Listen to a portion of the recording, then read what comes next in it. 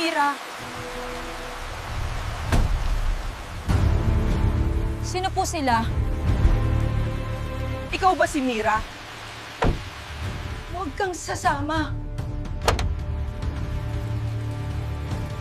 Pinapapunta ka ni Mang Ernesto. Bakit? Bakit hawak niyo yan? Hindi ka bagay dito.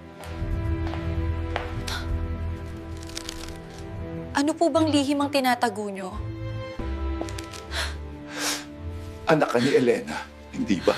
Paano niyo po nalaman ng mama ko? Wala kang karapatang angkinin ang pamilyang to! Tama na, Veronica. Mira!